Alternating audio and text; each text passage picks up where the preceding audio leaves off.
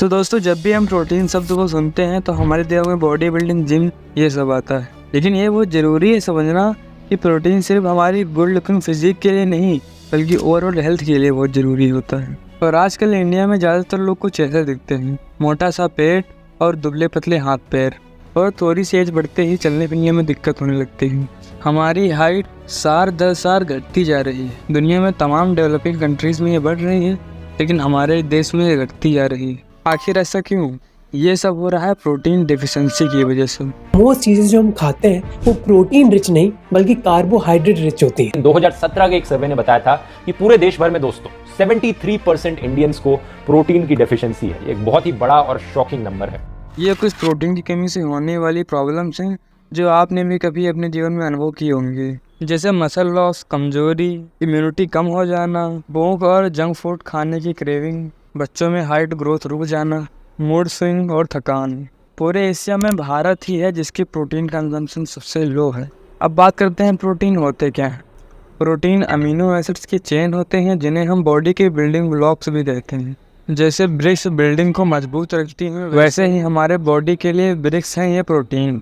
तो प्रोटीन ज़रूरी है ताकि हम कमज़ोर न फील करें, हम बीमारियों से दूर रहें और मोस्ट इम्पोर्टेंटली हमारी बॉडी अच्छे से फंक्शन कर पाए। हमारी बॉडी में रोज़ हज़ारों सेल डिवाइड होते हैं, ग्रो होते हैं और नॉर्मल साइकिल के दौरान इवेंचुअली मर जाते हैं। लेकिन जब किसी सेल का डीएनए टॉक्सिन्स या रेडिएशन की वजह से डैमेज हो जाता है तो उसको रिपेयर करने का काम भी प्रोटीन का ही होता है। ये इंश्योर करता है कि हमारी बॉडी के सभी सेल्स हेल्दी रहें और अपना काम अच्छे ढंग से करें। प्रोटीन हमें डिजीज़ से ही बचाता है। जैसे केराटिन प्रोटीन स्किन का एक पार्ट होता है और स्किन ही हमारी वो फर्स्ट लाइन ऑफ डिफेंस होती है जो बैक्टीरिया और वायरसेस को बॉडी में इंटर करने से रोकता है। अगर बाय चांस ये बैक्टीरिया और वायरसेस हमारी बॉडी में इंटर भी कर जाएं तो हमारा इम्यून सिस्टम एंटीबॉडीज़ बनाता है और इन एंटीबॉडीज़ को बनाने में प्रोटीन का सबसे बड़ा हाथ होता है। अगर प्रेगनेंसी के दौरान मदर को प्रॉपर प्रोटीन ना मिले या बच्चे के पहले 2 साल में उसको एडिक्वेट प्रोटीन ना मिले तो उसका ब्रेन साइज नॉर्मल साइज से छोटा हो सकता है और लाइफ लॉन्ग कॉम्प्लिकेशंस भी देखने को मिल सकती हैं। बुढ़ापे में भी प्रोटीन की कमी से रिकवरी स्लो हो जाती है। लेकिन इन सब का ये मतलब नहीं कि हमें ज़्यादा से ज़्यादा प्रोटीन खाना चाहिए। तो जब बात आती है कार्बोहाइड्रेट्स की, तो जब हम कार्बोहाइड्रेट बहुत ज़्यादा खा लेते हैं तो हमारी बॉडी उन्हें फैट के रूप में स्टोर कर लेती है। लेकिन यह चीज़ प्रोटीन के साथ नहीं होता। जब हम ज़्यादा प्रोटीन खा लेते हैं तो या तो हमारी बॉडी उन्हें वेस्ट के जरिए निकाल देती है और या तो उन्हें एनर्जी के रूप में यूज़ करती है ताकि किडनी और बोन्स पर बर्डन ना हो। प्रोटीन टोटल 20 अमीनो एसिड से मिलकर बना होता है, जिसमें से 11 अमीनो एसिड्स हमारी बॉडी खुद प्रोड्यूस कर पाती है, लेकिन बचे 9 हमें बाहर फूड से लेने पड़ते हैं। इसीलिए इन्हें एसेंशियल अमीनो एसिड भी कहते हैं। तो इसीलिए प्रोटीन एक बैलेंस अमाउंट में लेना ज़रूरी है, ना कम ना ज़्यादा। अब बात करते हैं कंप्लीट वर्सेस इनकम्प्लीट प्रोटीन के बारे में। प्रोटीन की क्वालिटी डिसाइड होती है उसके अमीनो एसिड के प्रोफाइल से। इसी के बेसिस पर प्रोटीन को कंप्लीट या इनकम्प्लीट माना जाता है। कंप्लीट प्रोटीन ऐसे प्रोटीन सोर्स है जिसमें 9 essential amino acid sufficient quantity में होते हैं। ये मोस्टली एनिमल प्रोडक्ट्स में मिलते हैं जैसे meat, poultry, fish, milk, eggs. लेकिन कुछ प्लांट बेस्ड फूड्स भी कंप्लीट प्रोटीन होते हैं जैसे सोया मतलब tofu, tempeh, edamame, quinoa, buckwheat, amaranth, hemp seeds और चिया सीड्स। इनकम्प्लीट प्रोटीन ऐसे सोर्स है जिसमें एक या एक से ज़्यादा एसेंशियल अमीनो एसिड्स या तो एब्सेंट होते हैं या क्वांटिटी में काफ़ी कम होते हैं। ज़्यादातर plant based protein nuts, seeds, whole grains, vegetable, legumes इस कैटेगरी में आते हैं। फॉर एग्ज़ाम्पल बीन्स में मेथनोइन कम होता है और राइस में लाइसिन कम होता है। क्योंकि इन सोर्सेस में मेथनोइन और लाइसिन जैसे अमीनो एसिड्स मिसिंग हैं तो इन्हें कंप्लीट प्रोटीन नहीं माना जाएगा। इस चीज़ को फिक्स करने के लिए कॉन्सेप्ट है कॉम्प्लीमेंट्री प्रोटीन। ये कॉन्सेप्ट कहता है कि 2 या 2 से ज़्यादा इनकम्प्लीट प्रोटीन सोर्सेज को कंबाइन करके एक कंप्लीट प्रोटीन बनाया जा सकता है। इसका एक बहुत ही अच्छा एग्जांपल है दाल प्लस चावल। दाल में मेथनोइन कम होता है और लाइसिन ज़्यादा होता है, वहीं चावल में लाइसिन कम होता है और मेथनोइन ज़्यादा होता है। तो अगर हम इन दोनों को मिक्स कर देंगे तो हमारा एक कंप्लीट प्रोटीन बन जाएगा। अब अडल्ट के लिए जनरल प्रोटीन रिक्वायरमेंट्स की बात करते हैं। डेली प्रोटीन की नीड अडल्ट में अलग अलग फैक्टर्स पर डिपेंड करती है, जैसे एज, वेट, हेल्थ स्टेटस और एक्टिविटी लेवल। और अगर आपका एक्टिविटी लेवल 0 है, आप दिन भर घर में ही पड़े रहते हैं, तो RDA यानी रिकमेंडेड डाइटरी अलाउंस के हिसाब से 0.8 ग्राम प्रोटीन पर किलोग्राम बॉडी वेट के हिसाब से लेना चाहिए। फॉर एग्ज़ाम्पल आप 75 किलोग्राम के हैं तो आपको approx 60 gram protein per day चाहिए। जो लोग रेगुलर फिजिकल एक्टिविटी करते हैं उनके लिए ये 0.8 से 1.1 से 1.5 तक पहुंच जाता है। वीगन्स और ओल्डर एडल्ट्स को थोड़ा ज़्यादा लेना फ़ायदेमंद हो सकता है, अप्रोक्स 0.5 ग्राम पर पाउंड बॉडी वेट के हिसाब से, ताकि प्लांट प्रोटीन डाइजेस्टिबिलिटी और एज रिलेटेड चेंजेस का इफेक्ट कवर हो सके।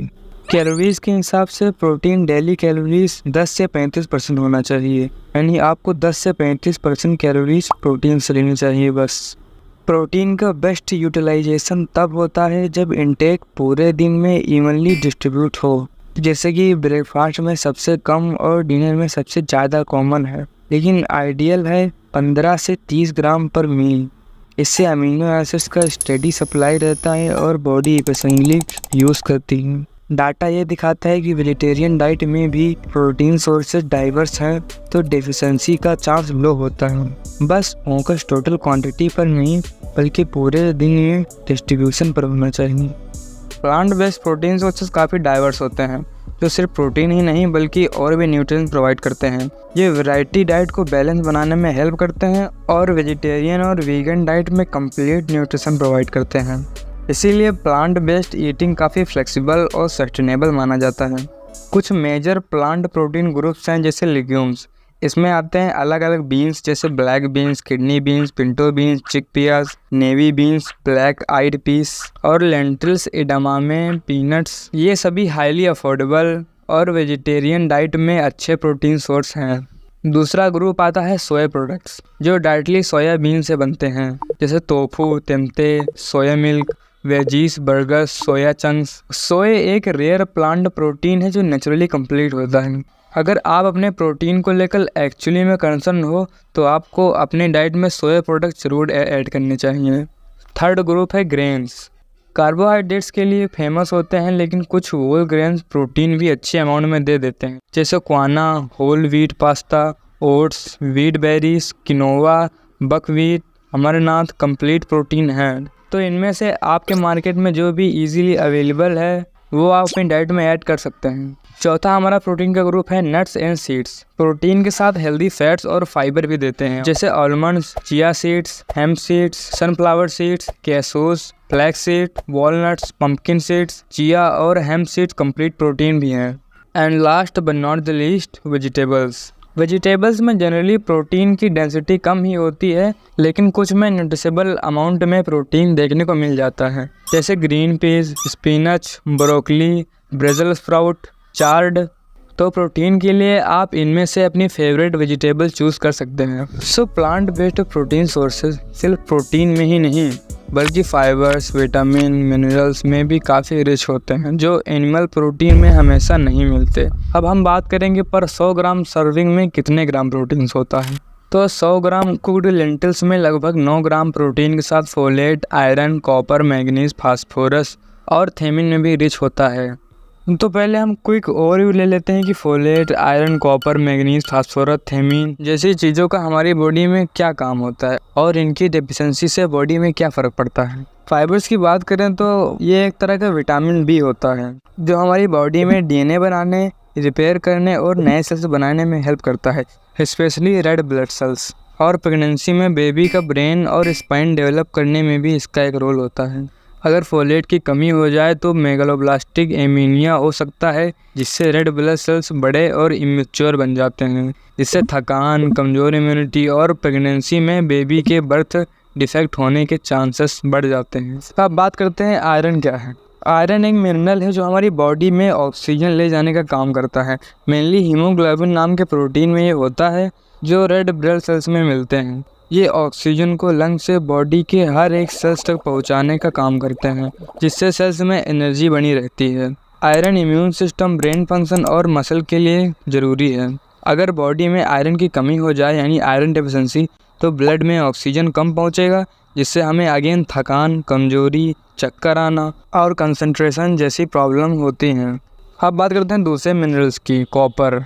कॉपर एक एसेंशियल मिनरल है और हमारी बॉडी में थोड़ा ही चाहिए होता है। इसका काम है जैसे ब्लड में आयरन का यूज़ करने में हेल्प करना, एनर्जी बनाना, ब्रेन और नर्वस सिस्टम को हेल्दी रखना और कनेक्टिव टिश्यूज जैसे स्किन, बोन्स बनाने में मदद करना। अगर बॉडी में कॉपर की कमी हो जाए, इससे हमारे शरीर की इम्यूनिटी और बोन्स का कमज़ोर होना, फटीग, स्किन का रंग बदलना और कभी कभी नर्वस सिस्टम में भी प्रॉब्लम हो सकती है।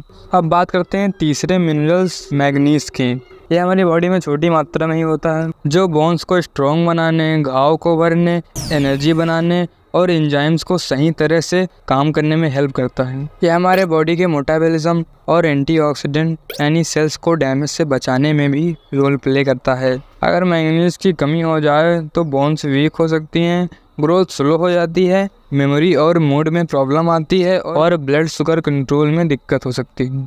अब फास्फोरस। फास्फोरस एक एसेंशियल मिनरल है जो हमारे बॉडी के बोन्स, टीथ और सेल्स बनाने में हेल्प करता है। अब एक और एसेंशियल मिनरल जिंक की बात करते हैं। ये हमारी बॉडी के बहुत सारे फंक्शन में हेल्प करता है, जैसे इम्यून सिस्टम को स्ट्रॉन्ग रखना, घाव को जल्दी हील करना, टेस्ट एंड स्मेल सेंस को मेंटेन करना और सेल्स की ग्रोथ, रिपेयर में मदद करने। ये एंजाइम का एक इम्पॉर्टेंट पार्ट होता है जो डाइजेशन, नर्व फंक्शन और हार्मोन्स को बैलेंस करने में एक की रोल प्ले करता है। अगर जिंक की कमी हो जाए तो इम्यूनिटी वीक हो सकती है, घाव को भरने में समय लग सकता है, टेस्ट स्मेल डल हो जाएंगे, हेयर फॉल होगा, ग्रोथ स्लो हो सकती है स्पेशली बच्चों में, और स्किन प्रॉब्लम जैसे रैशेस हो सकते हैं। अब हम बात करेंगे पर 100 ग्राम सर्विंग में कितने ग्राम प्रोटीन होता है। कुक्ड ब्लैक बीन्स में लगभग 9 ग्राम प्रोटीन के साथ high iron, magnesium, phosphorus, potassium, folate भी प्रेजेंट होते हैं। 100 ग्राम चिक पीस में भी लगभग 9 ग्राम प्रोटीन होता है।